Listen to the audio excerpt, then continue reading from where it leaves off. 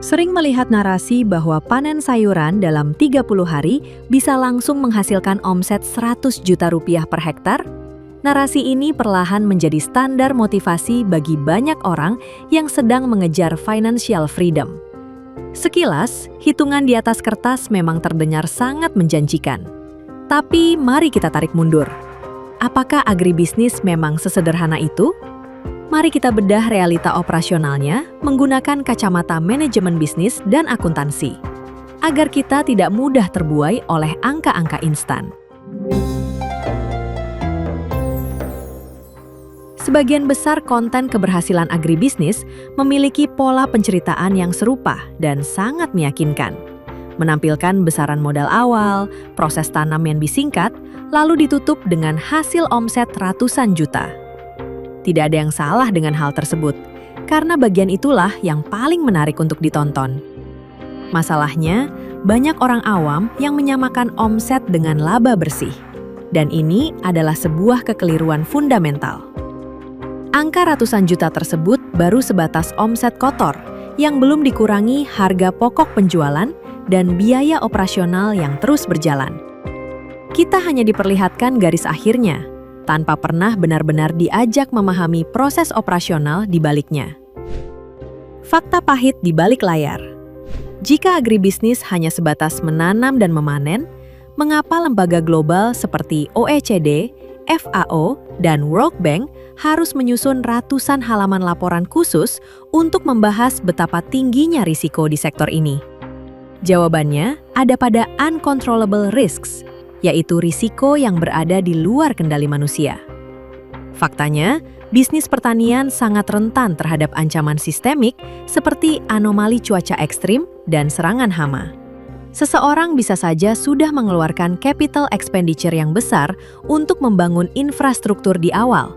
Namun, ketika terjadi satu kali gagal panen akibat cuaca, cash flow usaha bisa langsung hancur. Dan realita inilah yang seringkali tidak pernah ikut masuk ke dalam cerita. Kesalahan fatal saat membaca peluang. Lalu, mengapa informasi yang tidak lengkap ini bisa dengan mudah membuat kita salah menyimpulkan?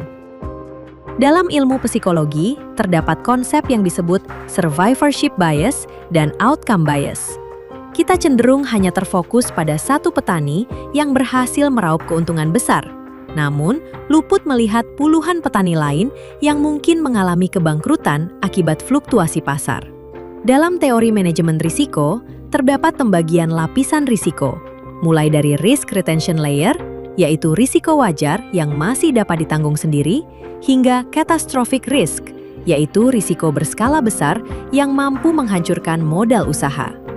Di lapangan, banyak pelaku usaha yang harus menghadapi risiko tersebut tanpa perlindungan yang memadai, sehingga satu guncangan saja dapat berdampak serius terhadap kelangsungan usahanya. Menakar ulang potensi agribisnis.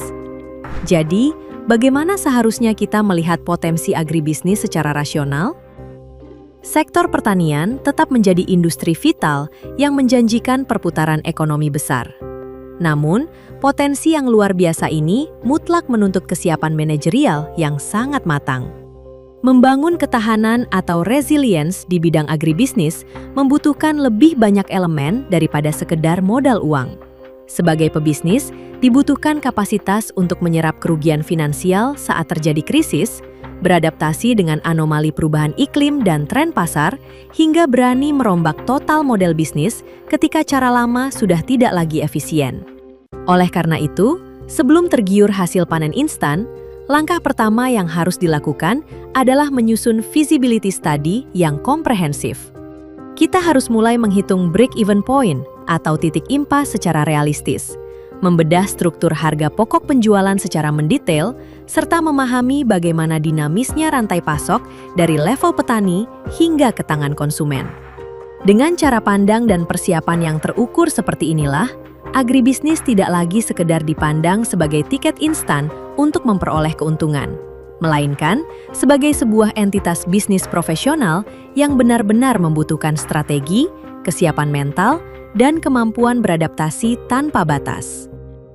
Kesimpulannya, Keputusan untuk terjun ke sektor ini harus didasarkan pada feasibility study yang objektif dan perhitungan break-even point yang rasional.